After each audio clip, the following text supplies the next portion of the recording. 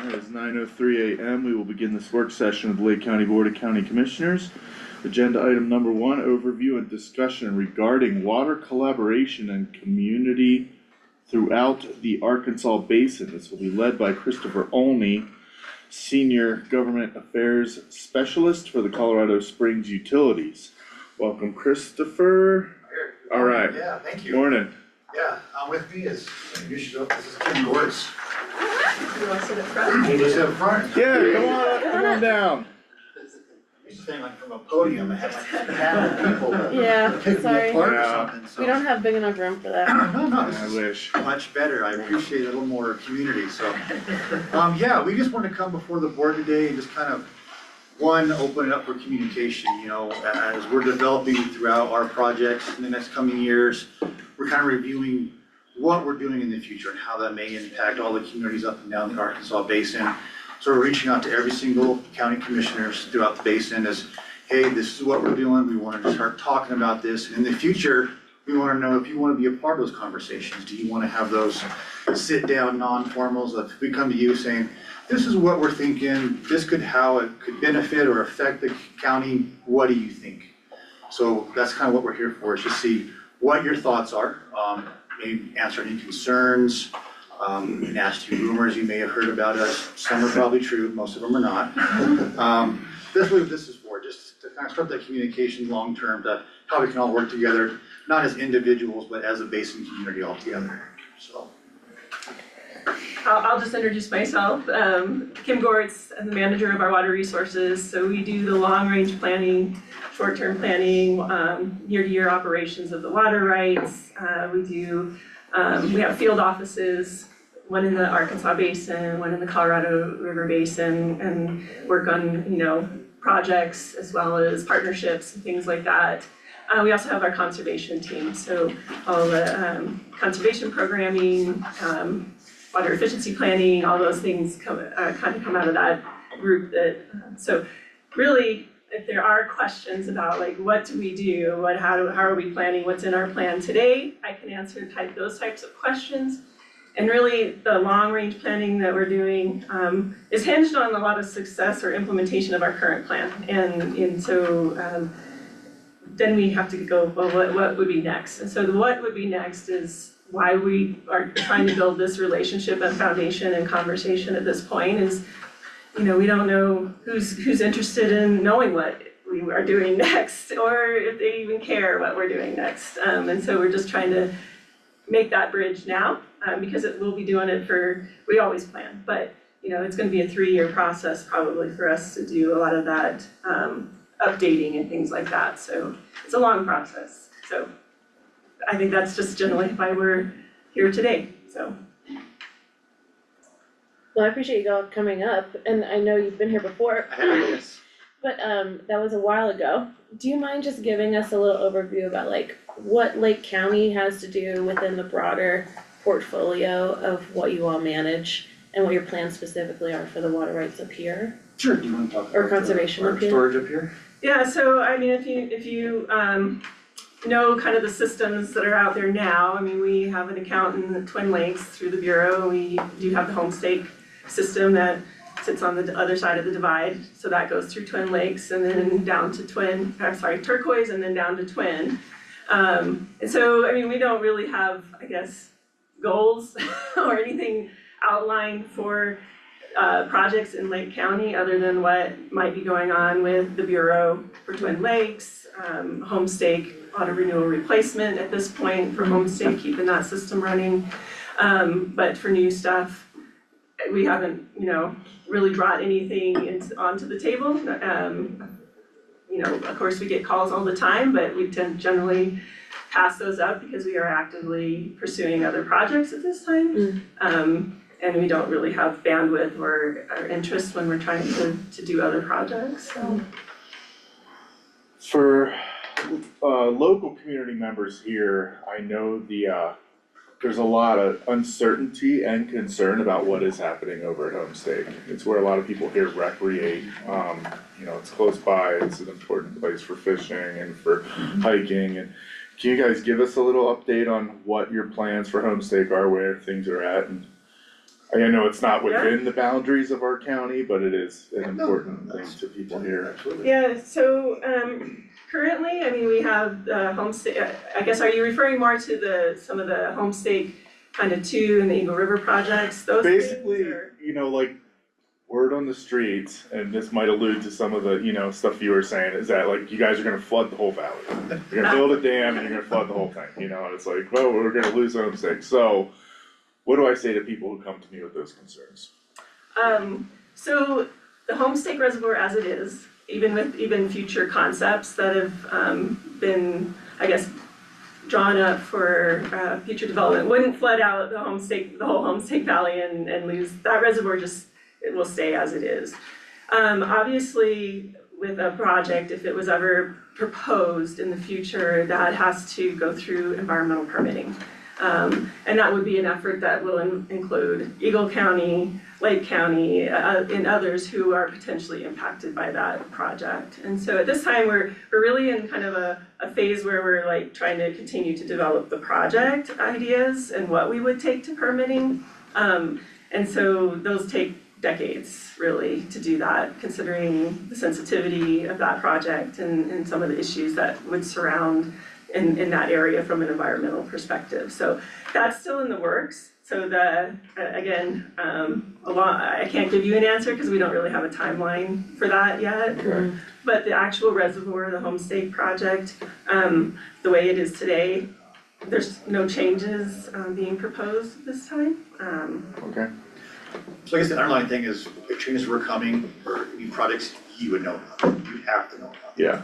It wouldn't go unnoticed, or you wouldn't have any kind of notification, so. Okay, I don't know, and that's why I was asking. Yeah, I have sure. noticed that there's like whole groups built up of like Save Homestake Valley and, the things of that nature, so I just wanted to ask. Yeah. Thanks. I think what, I guess, raised awareness and interest, we did do some drilling in the valley to understand if some of the concepts would even work from an engineering perspective. And so, again, just trying to what would we even bring to the table for permitting is still being developed, so. Okay. Thank you. Do you guys have anything to do with cloud seeding like? Yeah, we do participate in the cloud seeding, primarily funding. There's a group that, I'm sorry, I don't remember the names of those, but through Twin Lakes our participation in the Twin Lakes system provides funding to the cloud seeding programs. Are you aware of how many cloud seeding stations there are in this county? Or I how am many you not. participate in?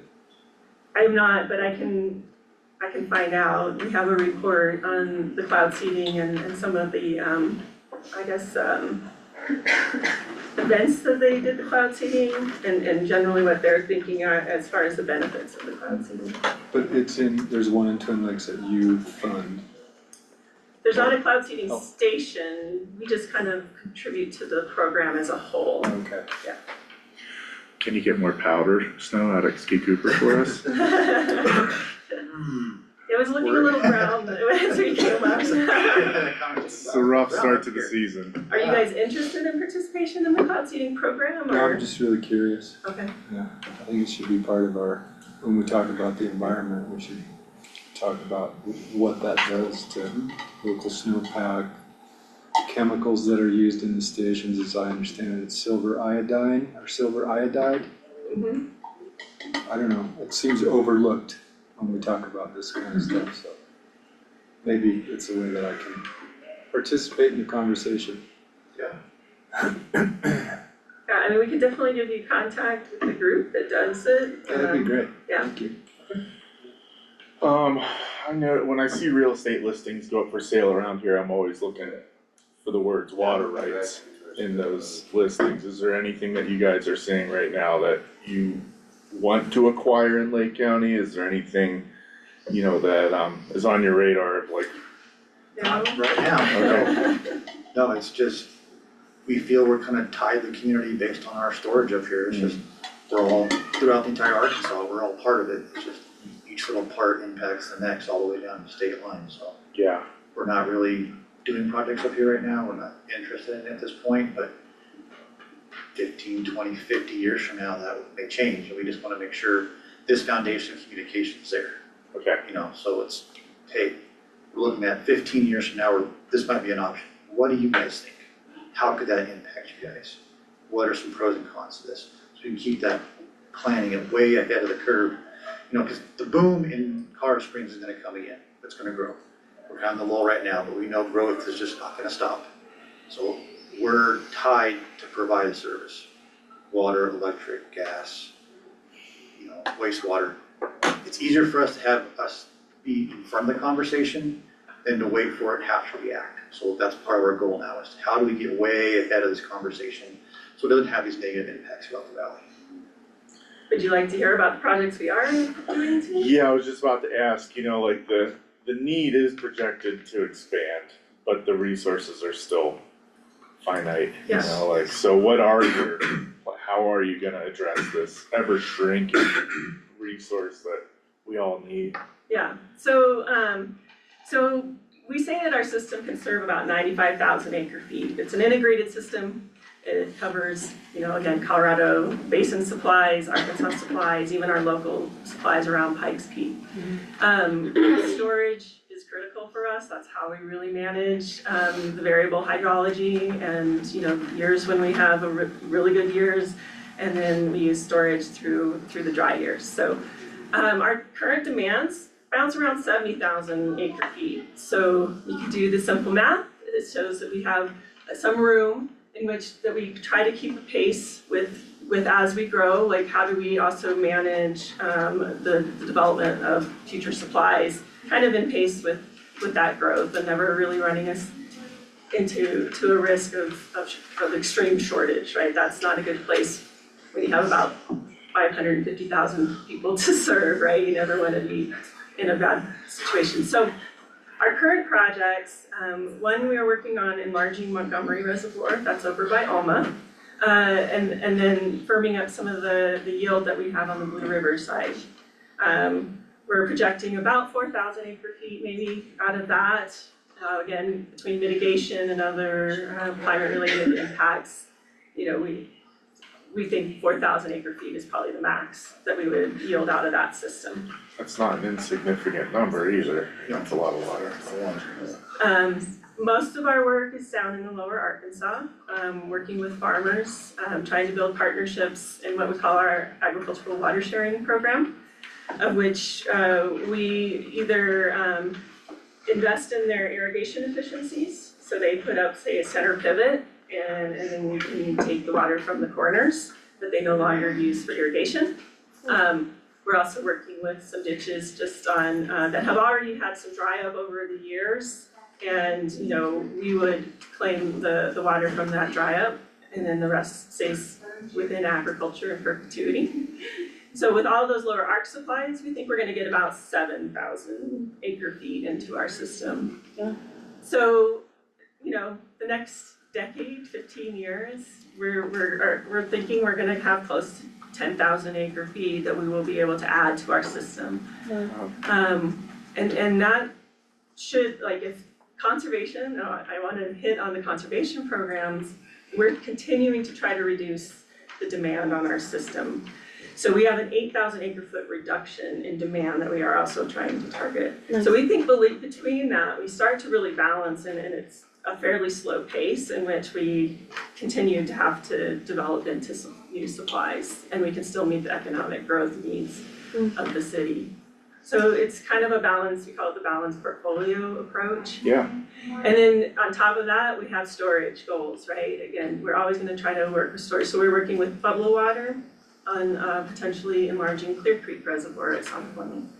And so again, with that starts to build our resiliency as well, and it starts to kind of, again, balance out, so the rate in which we have to go out for new supply isn't what you see in the newspaper, that we're out for these big water grabs and we have, you know, 34,000 acre feet to get. That's a 50, 70-year goal, right? Mm-hmm.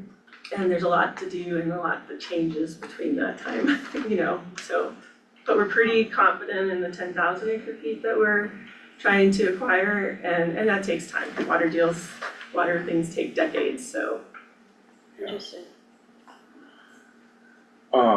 You mentioned Clear Creek Reservoir, again, another one that's not within our borders, but a important recreational area for people in the community. Do you have any ideas on, an expansion of that would change the whole dynamic of that reservoir? You know, like everything would have to move, boat ramps and, you know, all the fishing spots and people's favorite little stashy beaches down there.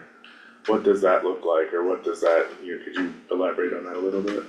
Yeah, again, we're trying to create, build that concept and what that would look like. Pueblo's really leading it, we're kind of a partner, in that. And, right now they have to do a rehab on the dam. And so that's going to, I guess, delay the time in which we would actually go for permitting the enlargement of the reservoir. But yeah, the recreational impacts, any of the environmental impacts, basically we will be starting and conducting the studies on, you know, what is that, what would we have to roll into the environmental permitting. And then of course it would be including Chaffey County primarily as, you know, the 1041 permitting for that, and then others, because I think some of the mitigation might occur in Lake County actually, so.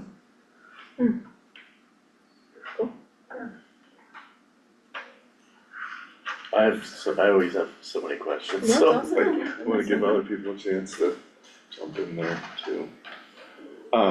Could you also elaborate a little bit, when you said conservation efforts, what do those look like for you guys? Because I think we kinda get in this sense up here where we're like sort of at the top and we're always like, oh, you know, we've got all the water, and it's not really a pain point for us in our everyday lives like it is for people on the Front Range, but maybe, you know, that's on the horizon, or maybe, you know, it's every drop of water we save up here ends up, you know, maybe benefiting downstream. So what do the biggest, lowest hanging fruit conservation efforts look like for you guys as far as reducing water usage?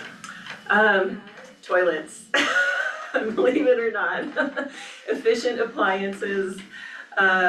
When your housing stock has a lot of older toilets and they're like 3-gallon of flush toilets, changing those out to be 1 gallon or 1.5 is actually a lot of savings. I don't know if you watch the phenomenon in conservation, but like in the early 2000s, you know, the EPA did pass some standards on high efficiency appliances and other things, and we actually saw a lot of drop in the demand at that point. And so like our conservation programming, along with those energy efficiency appliances, we see the demand that we had in the 90s is, you know, basically we've doubled our population and our demand has stagnated and dropped actually by 20,000 or more acre feet. So it's a huge amount of savings that has happened. But we also have our outdoor watering programs where we're trying to bring efficient irrigation practices. We do our 3-day-a-week required watering, no more than 3, but then we have a shortage ordinance in which we can draw that down to 2 or 1 day a week if we need to. Lots of education. We do a lot with water-wise landscaping. So not only do we say, hey, you can only water 3 days a week, but you can actually water 1 day a week if you had a water-wise landscape, right? And we provide some rebates and other things for not only the irrigation, but how they do those conversions to water-wise landscaping. So we have a very educated customer base at this time, who are very much about wanting to learn how to convert their turf now to native grasses. And so we have a whole program where we're educating that, not only our customers, but the businesses that do that. So they're out there also educating customers on how to put in the right landscaping for Colorado and irrigate appropriately. So those are some big ones. We also are working on what we're calling water budget rates, which is kind of a rate change, the structure of our rates, because we all know that pricing signals certain behaviors, and that we want to try to make sure that we're signaling the right behaviors for overuse, what we consider water waste, right? I mean, if you're watering more than 12 inches a year, you're probably, you know, wasting water. Or you have an irrigation demand that is probably not appropriate for Colorado climate. So again, we're trying to educate our customers and to move them more into that type of practice in their own homes and on their in their yards, I guess. So, but I say that we also have 30,000 tabs, so I don't know what that translates to people behind those tabs Wow, that don't water outside. yeah, So, rock on. yeah, so there are, which is not always good because you have then rocks going in, trees dying, and the urban environment, Oh, sure. unlike Leadville, it has wonderful summer days and stays pretty cool. You have an urban landscape that heats. And if you have a green space that dies, it becomes a very hot heat island at that point. And so we wanna, again, try to balance that urban environment that with appropriate watering and not overwatering. Well, I got a couple of questions. Do you guys charge by the gallon? Cubic foot, actually, Cubic foot? yeah. And so all the growth in Colorado Springs, are you guys just the city of Colorado Springs, or is there, like some of the newer neighborhoods, obviously it's all growing east, all those new neighborhoods, so are you a part of that, or is it a county? Or do you represent the county or the city, or both? Just the city, Just the yeah. city? Our water service area is just the city boundary. So where do you see the growth then that you're talking about? A lot of it is east, some of it has been requesting annexation, I don't know, you may have looked at the newspapers in June or July timeframe. And we actually declined an the city council declined an annexation, so, there's others like Fountain and others who are having pressures for growth out there. But what we do is, we actually have a regional, partnership where we're trying to help them reuse their groundwater. A lot of them are on groundwater supplies. And so we're looking at an indirect potable reuse project, which, IPR, yeah, indirect potable reuse, where we would help them recapture those reusable return flows through our system, so that, and then return those. So it's their water supplies, we're just kind of leveraging our infrastructure to help them be more resilient as they try to manage the groundwater issues for them. So that's generally how the regional stuff is working. Cool. Well, one interesting note, my great grandfather had a chicken farm where the Air Force Base is. Oh. They used eminent domain to get rid of them. So, I'm very familiar with Colorado Springs. Grandparents lived and died down there. Wow. It's super dry, warm and dry and hot. Yeah, it's not the same town it was 10 years ago, let alone 20 or 50 years ago. Yeah, I think they were, at the end, they were like, where do we live? What's going on here? That's Colorado though. Yes, Yeah. we are a growing state for sure. Can I just ask, maybe it's a little uncomfortable talking about water, but what about data centers coming on board in the Front Range? Are you all, they seem like not very conservative with water, so I'm just wondering where y'all are at with being able to manage that Yeah, I effect. mean, so generally, Colorado Springs utilities, we serve, it's really our city council that would decide on economic development. I think we're looking at policy from large water user policy, you know, and how we would serve and how we might require reuse within those types of situations. But in the end, from a Colorado Springs utilities perspective, we don't make the final decisions on who. No. So it's the city council that makes the decision on the trade-off, like, do they want the data center, or do they want the homes, do they want, how do they manage that? So that's kind of the only answer we have. You'd be informing any packet, do the packets come to you all as a water provider of this will put this amount of strain, like this proposal will put this amount of strain on the utility? Yeah, we do an Do you do that? analysis on the demands that come in, and can we serve them with infrastructure, or would we have to upgrade, or what generally would be the requirement for the water supply of that? Yeah, So we do inform on questions, I guess. Yeah, those things are water suckers and power suckers too. Yeah, the water I think is just for the cooling, setup, so we're pretty cold up here. If there's any data centers that Well, they're wanna build putting down there, send them up our way, and, we'll keep them nice and chilly up here without using a ton of water. They're putting them where cooling water's not a problem, like Arizona. Yeah, right. That's where they're putting them. Well, it's Instead of logistically along interesting. Mississippi. That's a whole Anyway, other we digress. political, Yep, yeah. yeah. Okay, we're political, we can talk Yeah, about it. there's no safe subjects, so. Yeah. I do have a quick question, if that's okay.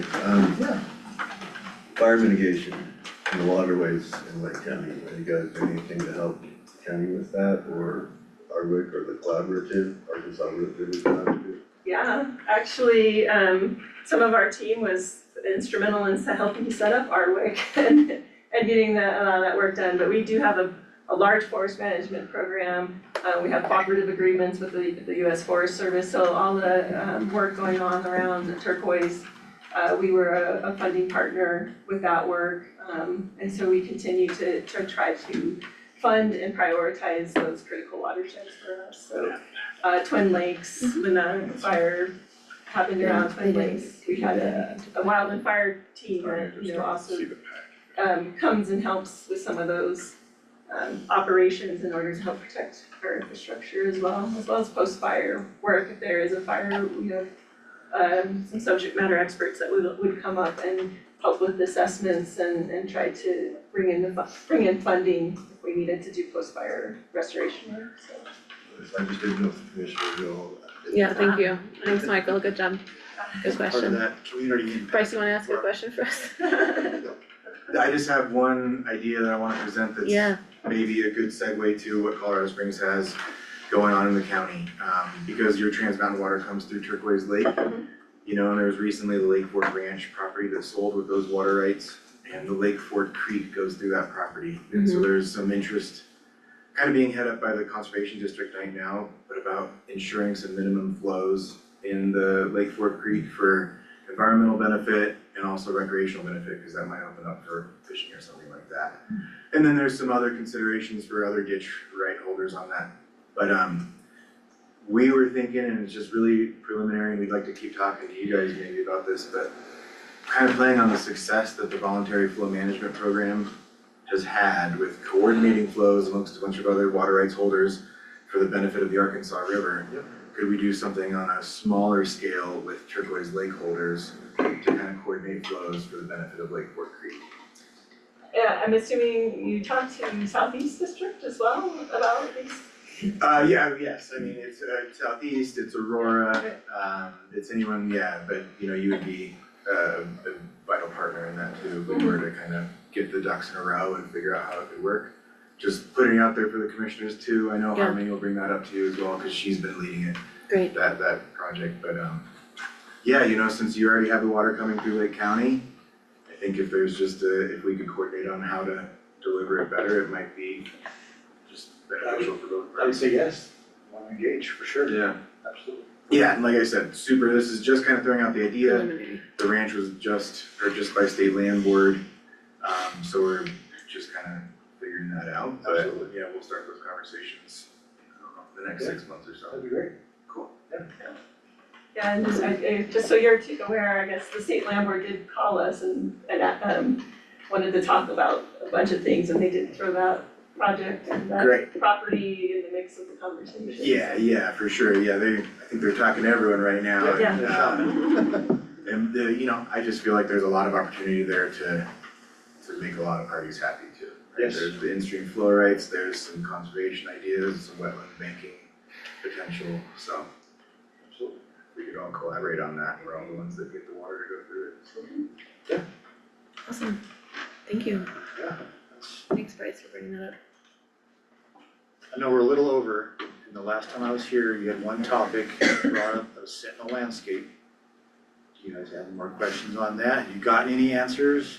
I mean, I went to a Lacosi meeting where they talked about the Sentinel landscape and the proposal, and we don't really have anything to do with it until they've actually completed the proposal, So, so yeah, is it done? You can update, proposal went to the state Great. state rejected their first proposal. The Okay. area has been shrunk, it only includes El Paso, Teller, and part of Pueblo. Lake County is no longer a part of it, and it's gonna have to go up for another round of review. I didn't realize it was the state that determined Sentinel landscape, I thought it was a federal, The state Decision. applies, the federal approves. got it? So the state has to agree first. Yeah, so local jurisdictions put Yeah. into the state has their review. It's gone back forth a couple times, and then goes to federal. Federal Got it. said no, it's bounced back to the state, now it's back. Got it, It's that process. so we're not part of it. Shucks. Thank you for that, Dave. How you doing? That's another thing too, if you guys have ever any questions or you're hearing something and you want some answers, please reach out. We'll give what you can. I'll do what I can to get every answer for you guys. Thank you, Sorry. appreciate that. Thank you all for coming up. Yeah, We absolutely. really appreciate you guys coming on in. Yeah, absolutely, and hope there's more conversations to be had. So, Absolutely, okay. yeah, thank you. Thank you. Thanks. Okay, up next on the agenda. Thanks, Bryce, see ya. Overview and discussion regarding a road maintenance agreement with CJK Milling for plowing operations led by Michael Irwin, Public Works Director. I read into a little bit of what we got at the last minute this morning, and that was just a history. We've got other stuff in our packet about this too, so. Yeah, so basically, you got a letter from GJK asking for us to plow the road this winter. In the past, the commissioners have decided it's an over the snow road, like Turquoise Lake. Yeah, And we have tried different things like plowing for them to get to the line and using the other lane for, snowmobiles or grooming. It was either problems with the snowmobile or people getting stuck up there that really didn't work. Yeah. I mean, it caused a lot of extra work for the county. And it's really not the safest road to plow in the wintertime. No, I mean, there's a sharp drop off on all the And north or south side of a lot of that. I'm sure that CJK will tell you that was in the past, because they told us that again. But what was the county loader that went off of there one time plowing that road? Luckily, nothing happened to the guy driving the loader, but it did slide off that hillside. Which, yeah, so like, as soon as you get past the Adelaide, it's like a drop off on the right, and Yeah, then so you when go get further up, up, and it's it's, a drop off of the left side. serious right, drop off on really the down left. down in the valley. yeah, That's where it went off. somewhere oh along my there. gosh. That's sketchy. Can you just familiarize me with, where we're talking about? So County Road 1 Oh, Fifth Street, Yeah, is Fifth Street. okay. so you know, So- like, sorry. All the way to the top, Hopemore is off to the right, the Hopemore mine is off to the right, and Goes like up. County Road 38 goes down into Stumptown, Okay, and then up to Ibex. When Ibex was open 24 hours a day, the county plowed the road to the Ibex. Or the Irene, I'm not sure, but I know it as the Ibex. But since Resurrection, Newmont, Osarco, they're not mining up there anymore, there's no reason to keep the road open to, vehicular traffic. CJK would like to have it so they could access their mine. When the waters are low in the wintertime, I understand that, but there's other ways to get up there over the snow too. And that has been brought up to them, even as far back as Tim Bergman when he was county manager. saw that. Yeah. It looks like it's, looking at, CRS 424106, section D, that, it's really up to us at this table whether or not we want that to be covered with snow, or we wanna start another, plowing project that is unfunded and on our dime for, it's just CJK up there, trying to operate in the wintertime these Yeah, so days? they're trying to do maintenance in the mine when the water is, supposedly the water table's down and the mine is drier. do you know how often they go up? No, we've How gone often up to would they check go? to see, from like September till now, Yeah, to see if they've even gone up there. Yeah. And we have no proof that they've even been up there. I guess that's where my curiosity is like if they need to go up there once a month for maintenance, that seems like you get a snowmobile and you go do that, not like we're gonna plow up to your driveway all winter situation. And so I just feel like we don't have enough information to even consider justifying Yeah, I plowing don't that know road. if they would work up there every day if they had access, but they've had access to no snow this winter so far. Right, And we've checked several times to see if they've been around on the site. We do have, CPD's been in contact with Nick Michael, and several times, about this, and one of the reasons that they had asked for the access is for mine rescue ability.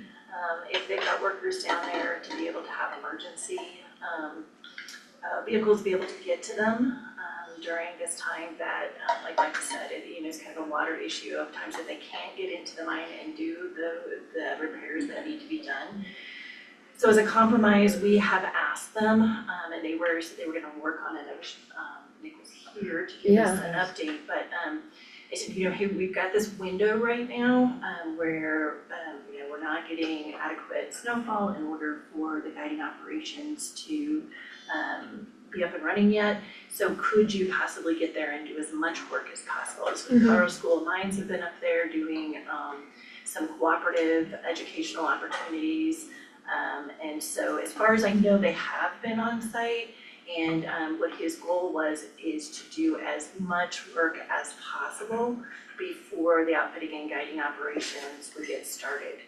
But one of the reasons is the water issue. When those colder temperatures happen, they can actually get into the mine and do the maintenance operations that they need, and the access was to make sure that if they've got people in the mine and there was an incident, there would be an opportunity for mine safety. I know a couple of years ago, it was determined that our search and rescue isn't equipped enough to do those mine rescues if they happened, and it would have to come all the way from Hendersonville. They were encouraged at that time for CJK to come up with a plan in order to be able to have a mine safety plan in place, because there are limited resources to help them. So again, I wish Nick was here, but one of the things that CBD was trying to do was encourage a compromise where they could get in during this time that we have right now to get as much maintenance done as possible. We did talk to them.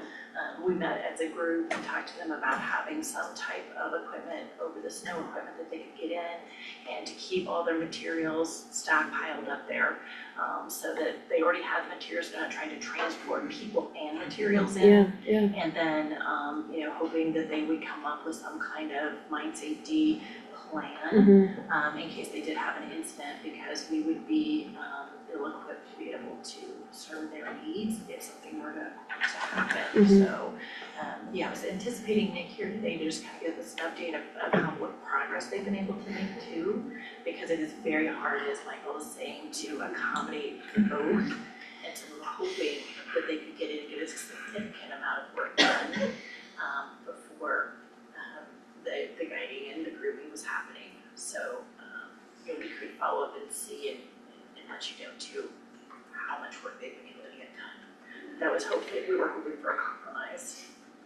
I mean, it sounds like this is a distinct project that we just need to coordinate with them on for them to accomplish. So I would rather hear about the project and hear about how that's landing with staff and the timeline and the frequency that's actually being requested, and as opposed to just a blanket, will you do this?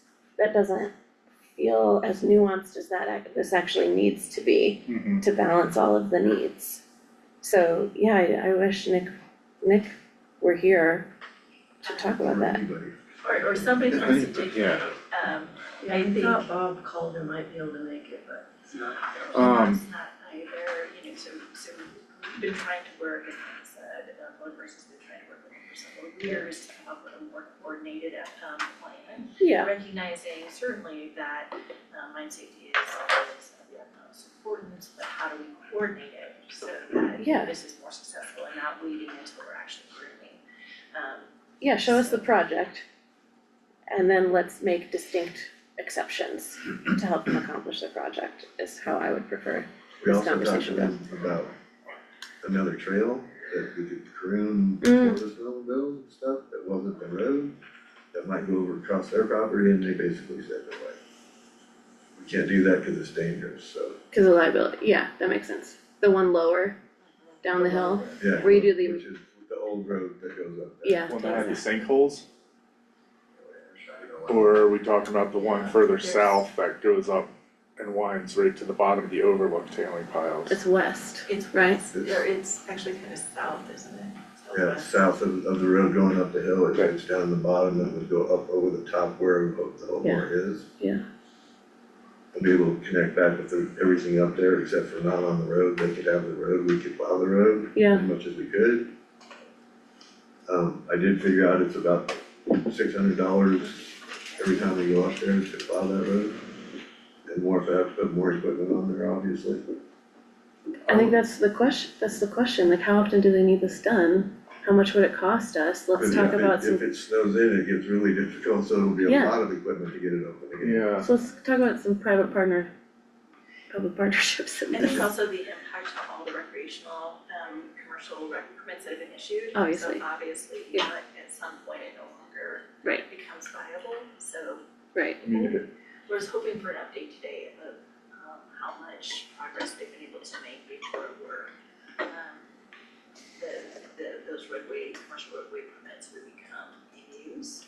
So, maybe before, get that information provided to the board, because I think that would be helpful, but we are trying, as Michael said, we've been trying for a while to come up with a more collaborative approach, and so we can continue on that, and maybe we'll get an update on where CJK is right now. I mean, after a really hard budget season moving forward, I wanna figure out how to get more resources back into public works and road and bridge and, not ask them to do more things without, with the limited resources that they already have. It's, We would also suggest this would be subject to a road maintenance agreement, just like, the one had been proposed with like Fox Creek, or there's some other CUPs that are coming in, so absolutely they're shouldering their, amount of the impact studies. So we do have that tool at our disposal to be able to negotiate and make sure that they are, but it's not just the cost, it's the man hours, right? So, and they did offer to do some grooming, but, quickly identified that would not be a good fit. So, well, as it stands with what we have to work with right now, not having anyone from CJK in the room to kind of tell us how many people do they even have up there, what are their incident rates for even needing, accidents responded to, and how much this community relies on tourism and recreation and those things going on up there, that it's almost a non-issue to me right now, like leave it as it is with what I know at this point. I think it's totally fair until they come back with more information that, it's not anything to be considered. Yeah. So we can happy to work with Michael and CJK and make sure that they're aware that, they're not providing a solution. Yeah. Another thing that we have done in the past is make sure that road's open in first thing in the springtime. That road before we even go to Turquoise to open it. Yeah, It's open so they can have access, as early as April. yep. Do you think the ones that starts thawing, the water issues become a problem too, because I know we talked about a little bit, so maybe it's an early season kind of thing, so as temperatures start dropping, we've got a more coordinated plan of how they're gonna deal with their operation, so we can continue to have those conversations, with CJK too. Yeah, really coordinating when it would be, cause it will impact recreation. This idea will impact recreation, so Yeah. making sure we can soften the blow, help them accomplish their safety needs. It seems like a project proposal as opposed to, hey, can you do this for us? Yeah, over the snow access seems like the best solution. Yeah. There's, Yeah, so they're really opposed to that idea, so. I mean, and I think part of it was materials, I think it's really in their operational planning, maybe they can't assume all of their need, but it seems like they should be able to do a certain amount of assessment, and to have those materials available, because I think it is the materials piece of trying to get those on site, so I think it's just better planning. We can certainly encourage that and talk to them a little bit more about that as well. I think the mine rescue piece is a big piece as well. Seeing that, this has been explained to them, 2 seasons ago, so, I would love to see where they're at on that. anyone else have any further questions or thoughts? This is just, did they just bring this up again recently? Like, hey, are you guys gonna do this winter, or what's going on, or? Yeah, they brought it up at the end of September, Okay. that's when we started having meetings on it. I noticed in the emails, it sounded like they were alluding to some previous agreement. Is there anything in there that has? The previous, ask was denied, so I think what they're talking about Okay. now is, those emails were, previous, listing findings, like, there's not a way to accommodate both of the asks, and, kind of putting them in a position to come up with a better operational plan, and that's, in fairness, that's the direction that they were given in 2023, so, Did they ever follow up on that? yeah, absolutely. With my fault. Not any plans though. Right, yeah, not for our kind of, but follow up and say, we've kind of been waiting for you to come up with a solution instead of an ask, a way that we can work together. So those are the conversations Wilson and I've had with Nick. And we're hoping today we would have some updates on their success with that. So our ideas, our return on that was, okay, can you lean on over the snow access, or can we find an alternate route, and both of those were refused. Yeah. They haven't, I don't think they necessarily have been refused, I think that over the snow, they have strong objections to. But I think that they've gone unaddressed, and so I think it's time to, kind of put the burden back on them to make a better operational plan that we can support. Yeah. Okay. I got nothing else on this. Neither do I. No, I don't either. Thank you so much, y'all, Thank you guys. for working with them.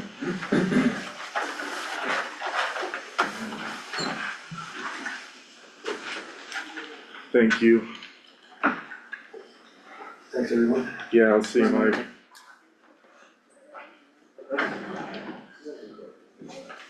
Alright, we got a few minutes before the legislative updates.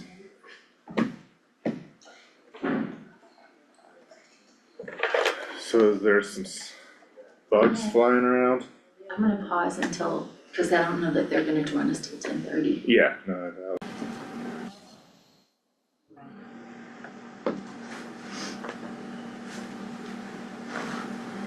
Okay, it's 10:29, we'll resume this work session. Last agenda item is 2025 legislative updates, led by our Political Advocacy Incorporated partners. I see Elizabeth and Alan are here. Good to see you guys. Did we just pull off perfect timing here? Beautifully done. Yes. Nice. Yay, you guys are on schedule too. Today, Today. some days not so much. Awesome. Are we good to just take it away then? Yeah, let's dive right in. Okay, we'll dive right in. So we want to give you kind of an overview of the craziness and the musical chairs that is the state legislature right now. Talk a little bit about budget, and then talk about some bills that we know that are coming, and then our paths in working with Candace and team and reviewing bills going forward for next session. So We continue to have legislators that are announcing that they are running for other offices. We have a number of legislators, including our own Senator Baisley, that running for governor. Um, we have a number that are also running for federal office. So Representative Shannon Byrd had been chair of the Joint Budget Committee. She stepped down from the Joint Budget Committee, and Representative Kyle Brown out of Louisville had taken that spot. She has now announced that she's going to step down from the legislature completely to really focus on her CD8 race. There are other people at the legislature also running for that seat, so it's making things really interesting in the dynamics as that moves forward. So there will be a vacancy committee for her seat. There is a Adams 12 school board member that has already been out there and running in her seat. It is likely that she would probably get that vacancy seat. Her name is Lori Goldstein. So having some conversations there. And then you probably saw in the news, we had the very unfortunate death of Senator Faith Winter out of Westminster. She was in a car accident the night before Thanksgiving.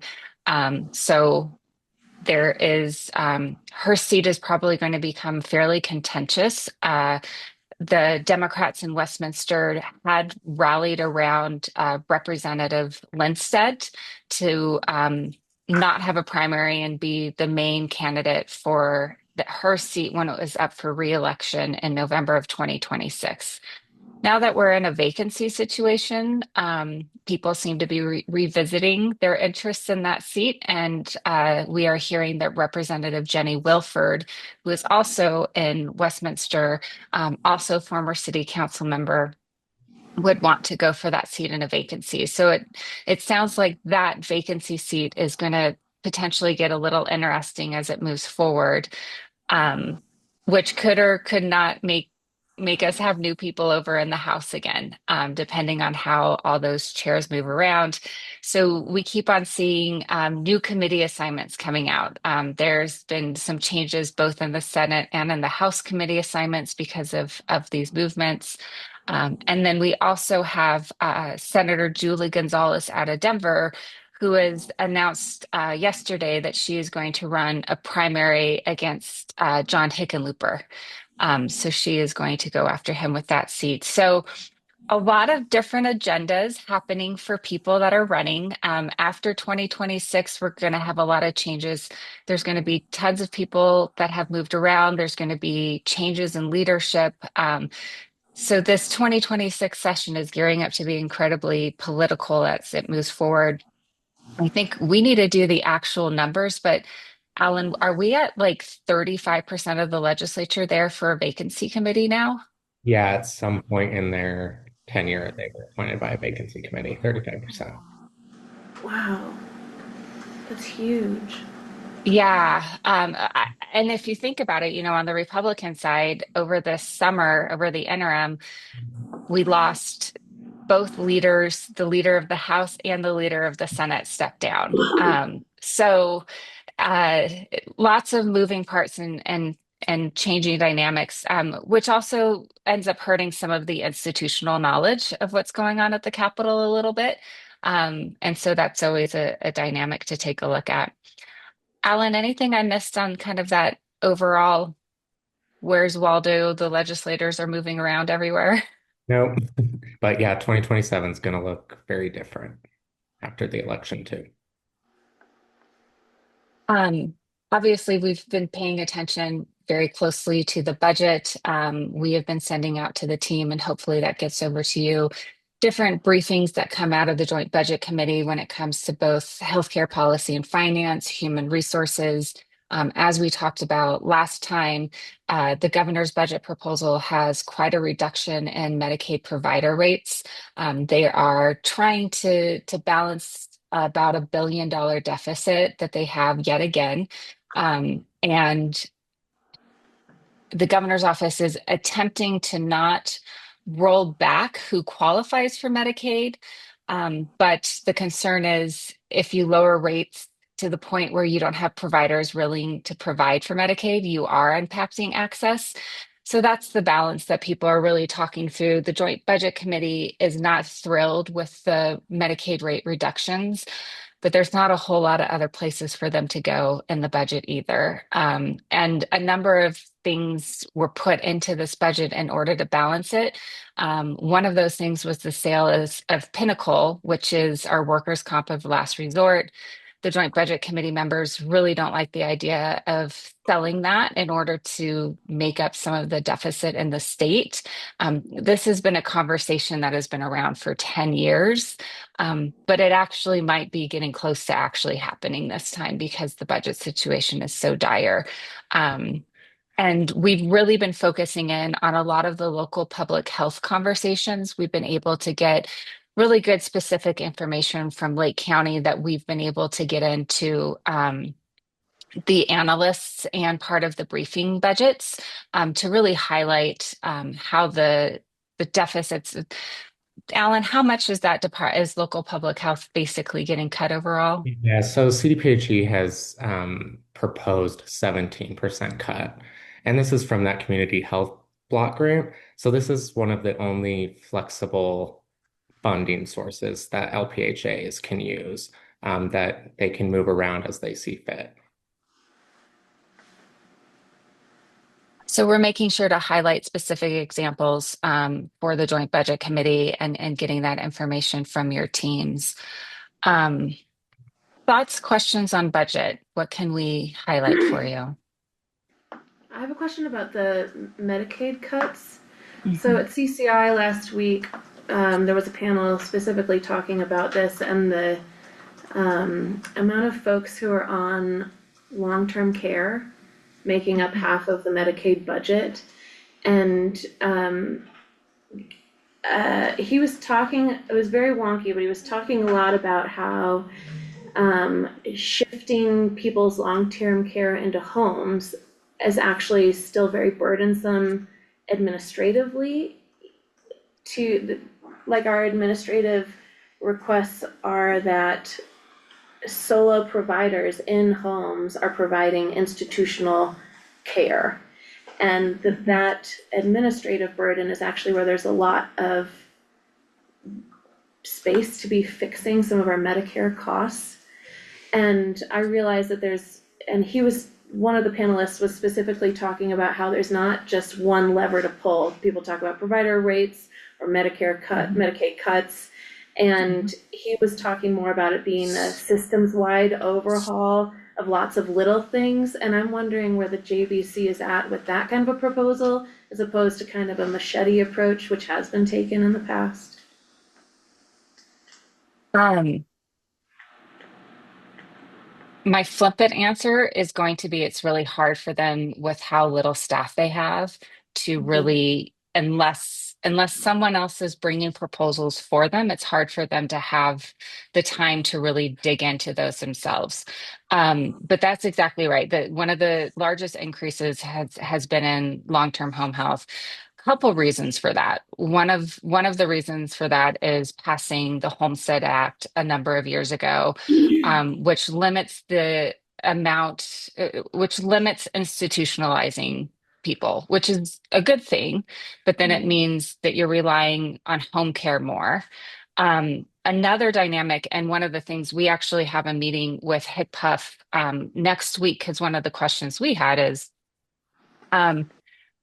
local communities are able to change their local minimum wage, which is great. We want local control. But when a local community changes their local minimum wage, often in home care and long-term settings, you also have to increase the rates the state is paying to cover that local minimum wage increase.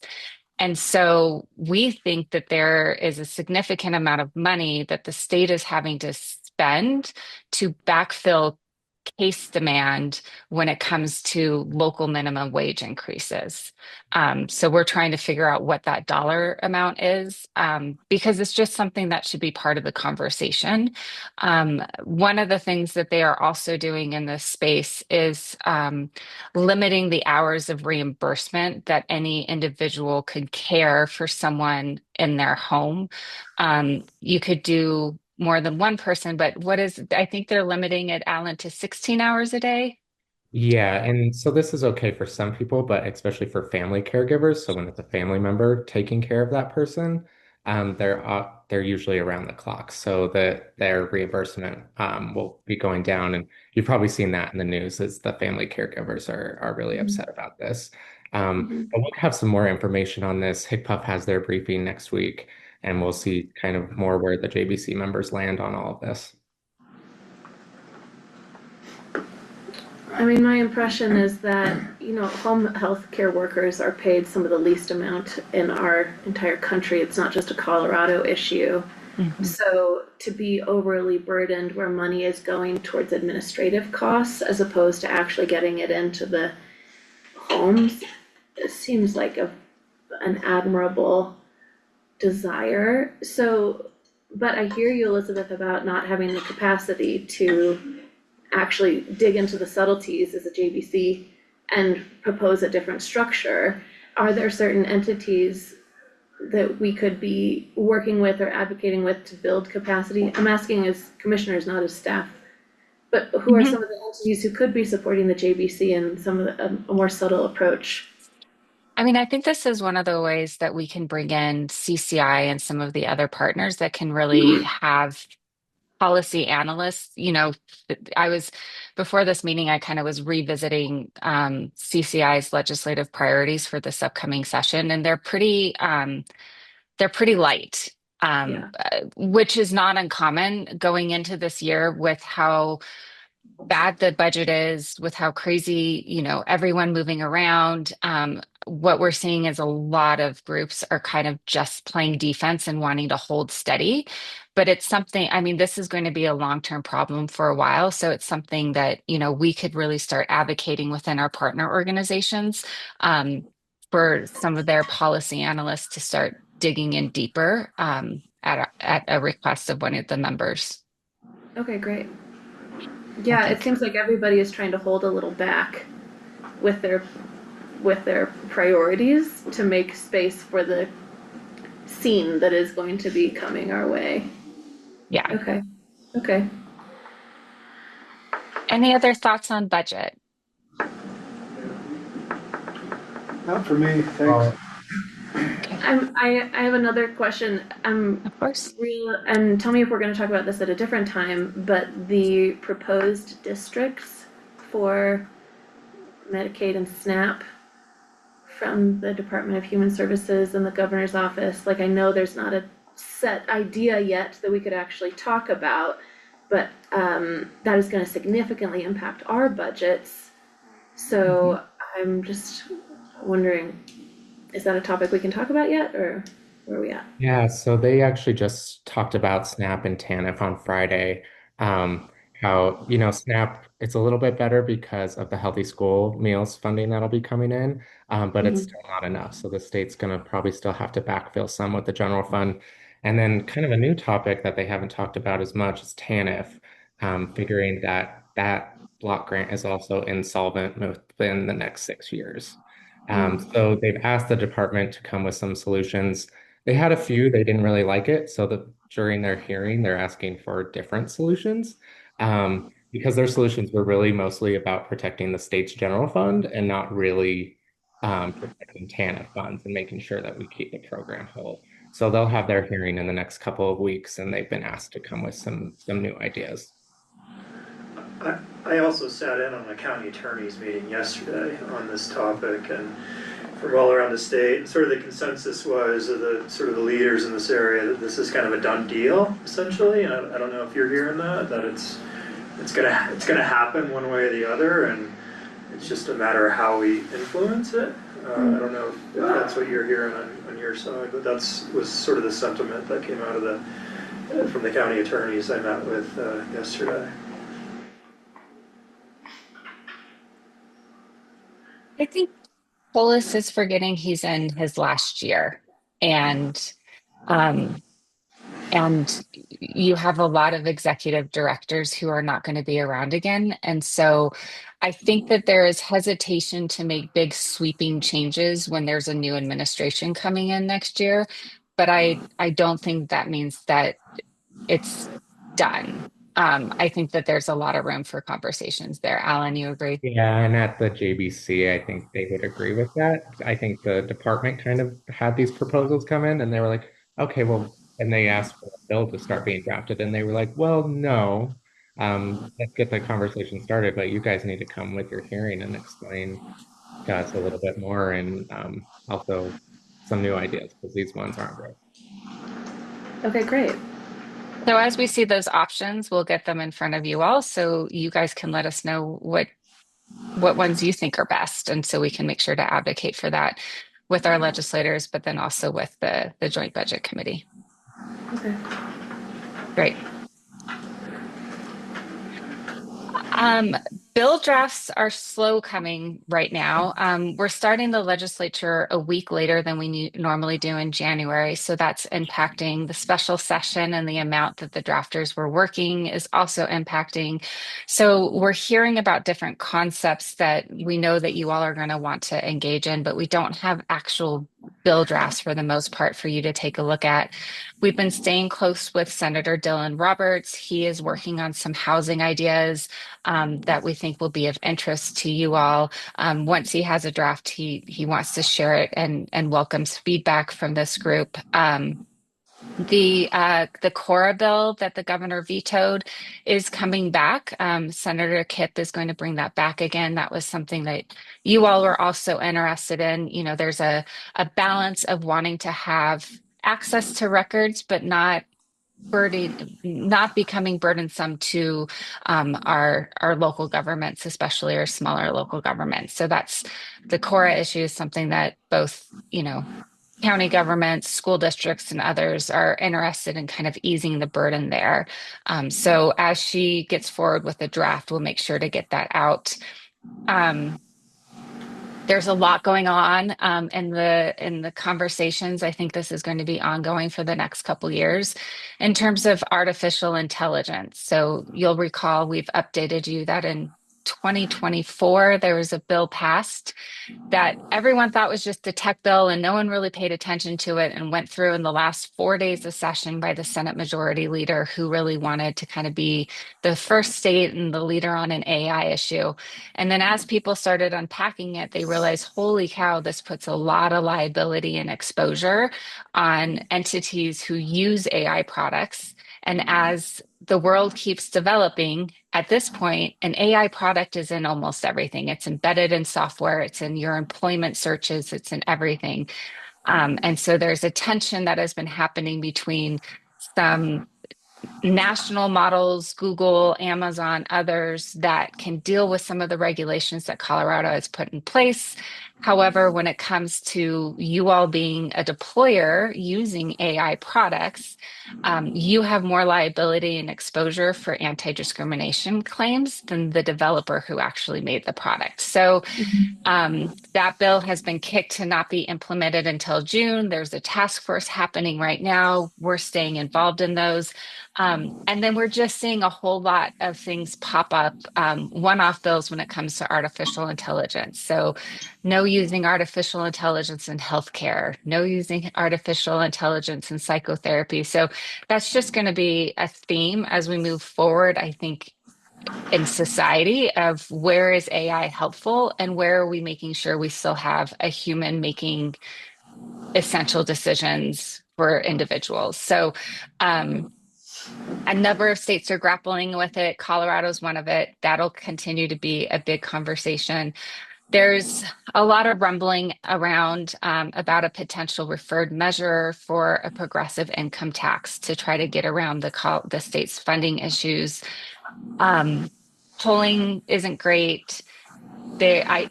Honestly, I don't think they could get 2/3, even with the Democrats controlling both chambers.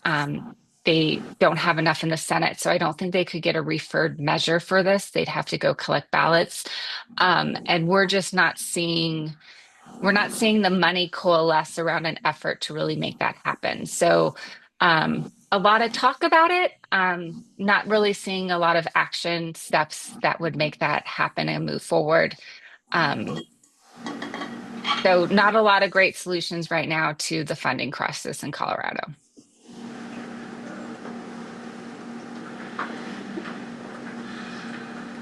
Yay, thank you. I'm sorry, I know, like, what do you do with that?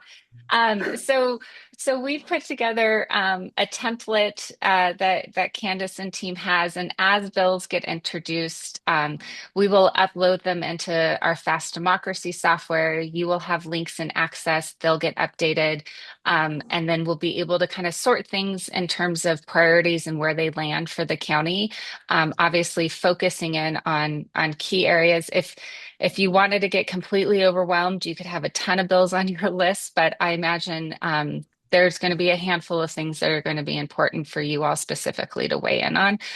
So we're working through how we have that process to make sure that you guys are informed and able to make these decisions moving forward once we start having bills introduced here in January. That's awesome, thank you. Yeah. That'll help. And we've got you guys way ahead of schedule now. Sorry, we're kind of in that weird no man's land. We have the budget forecast coming out on December 19th. We'll get a report out on that, and we'll know a lot more about where things are at with the budget after that forecast comes out. Elizabeth, I have a question for you. That progressive income tax, I just read this morning that it would take 125,000 signatures. And there was a preliminary process that got rejected by something. Could you just tell me quickly how that works? So I can be aware. Yes. Yeah. So in Colorado, there is a ballot title commission that reviews ballot issues that are submitted. And so when you have an idea, your first process is submitting your question to the ballot board for them to take a review. We have a single subject law here in Colorado. And so technically, it's not supposed to cover more than one topic. It was ruled the way that this progressive income tax question was written that it would violate that. But we anticipate Bell Policy Center to rewrite the question and resubmit it. I will say, just at the threat and the conversation of there potentially being a progressive income tax, we are seeing the other side of the coin already filing reductions in income tax ballot questions, which becomes a concern as well because they're better funded to get those on the ballot. And then we keep going backwards when it comes to the state's budget. So the backlash to even the potential of this is harmful to the budget. Interesting. And so they're doing that as a threat, like if this continues, we'll push this other, that's politics, huh? Yeah, and it's a tactic we've seen the last couple years in a different way than we saw 10 or 15 years ago. You'll recall some of the property tax conversations and different things that came up. The legislature did special sessions or did legislation based on negotiations for what might happen at the ballot box, right? And so it especially with property tax, there definitely was 3 or 4 years in a row where it felt like the legislature was held hostage to the threat of just going to the ballot.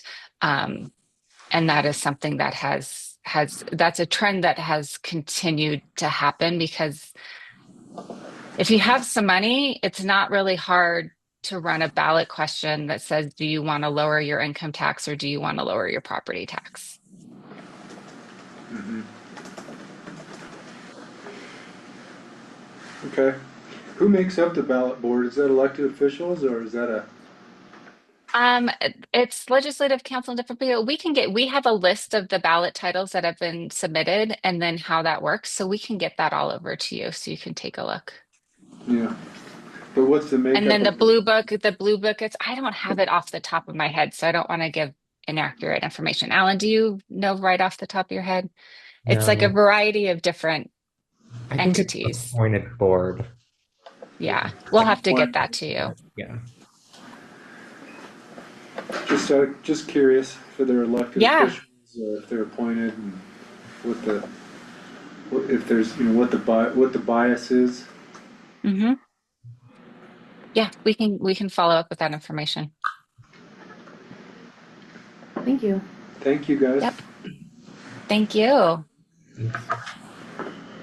And have a great holiday, and we will see you all in January.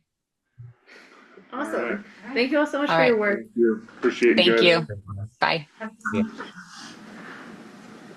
Candace, thanks for working with them to figure out that template. That's awesome. Just in time for the next session.